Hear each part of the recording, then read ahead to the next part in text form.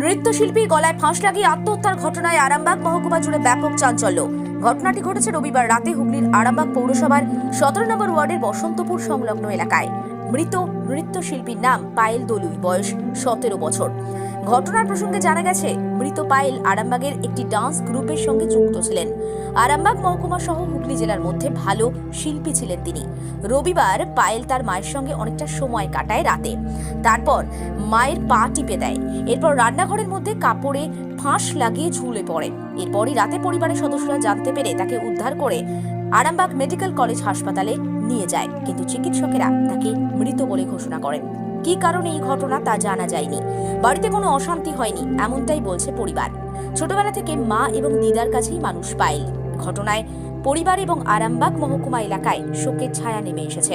সোমবার পায়েলের মৃত্যুর খবর শুনে হাসপাতালে ছুটে যান শেখ লাল চাঁদ। ঘটনার প্রসঙ্গে মৃতের এক আত্মীয় সহ শেখ লাল চাঁদ কি বলছেন বিস্তারিত শুনে নিন। আমি আজ সকালে জানলাম, আমার কালকে শো ছিল, শো থেকে ফিরেছি প্রায় ভোর পাঁচটা বেজে গেছে।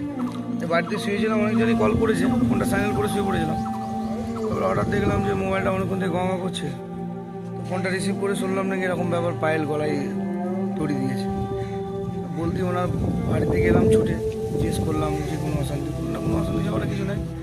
কালকে তো ভালোই ছিল, হাসি খুশি, সবার সঙ্গে ভালো ব্যবহারও করেছে। তো আমার সাথে প্রোগ্রাম করতো, আমার একটা অ্যারেঞ্জার আমাদের কাছে প্রোগ্রাম করতো, আরও অ্যারেঞ্জারের কাছে প্রোগ্রাম করতো। মানে আজ থেকে 1 বছর আগে আমার কাছে টানা ফিক্স কাজ করতো, এখন অন্য কারোর কাছে করে।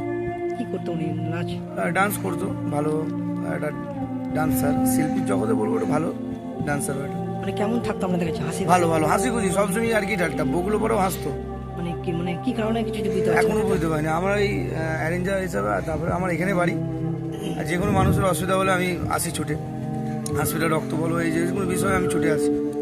তো এইটার বিষয়ে আমি এসেছি ছুটে একটু। ওনার বাড়িতে গেলাম, ওনার বাবা নেই, ওনার মায়ের কাছেই হচ্ছে মানুষ। এই যে ওনার যে ওনার জামাইবাবু আমার কাছে কাজ করে। কখন কাজ করে গলায় দিয়ে এটা কখন দেয়? 12:30 শুনছি রাত্রে। তারপরে হসপিটালে এই পুলিশ এসেছিল মনে হয়, দিয়ে তারপরে নিয়ে এসেছি এখানে।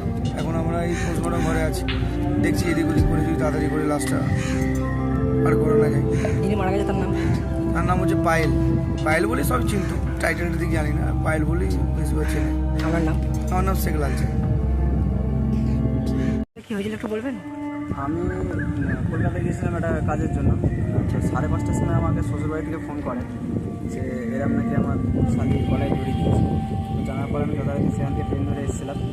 তো এসে দেখলাম যে শুনলাম ব্যাপারটা যে সত্যি গলায় দড়ি দিয়েছে, কোনো বিশ্বাস করিনি। তারপর দেখলাম যে সত্যি গলায় দড়ি দিয়ে দিয়েছে।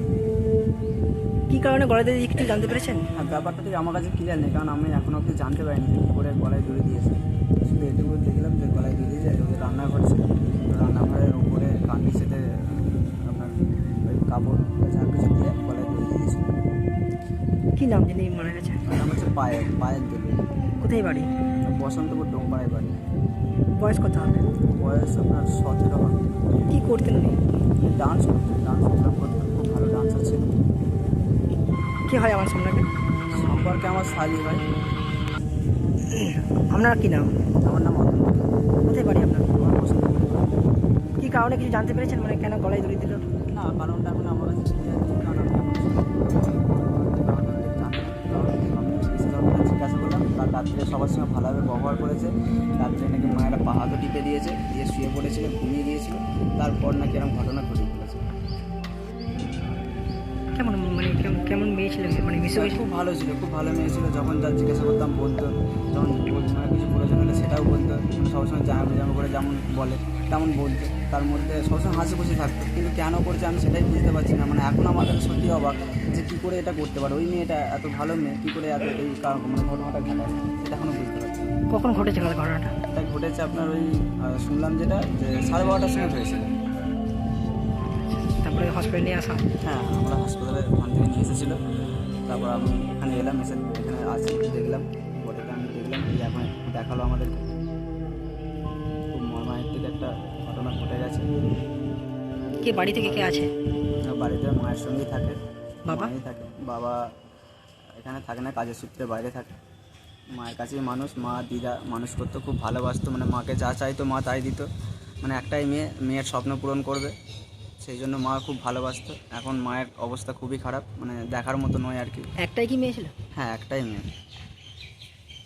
আরামবাগ মতিলাল টেলিশপ ও স্যামসাং সার্ভিস সেন্টার অনলাইন বা যে কোনো দোকানের থেকে সস্তা। আপনাদের সকলের প্রিয় মতিলাল মোবাইল, তাই আজই আসুন।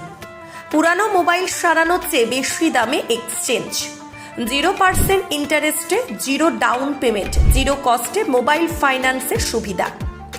আমাদের ঠিকানা পুরাতন বাজার, আরামবাগ হেডপোস্ট অফিসের বিপরীতে, আরামবাগ, হুগলি।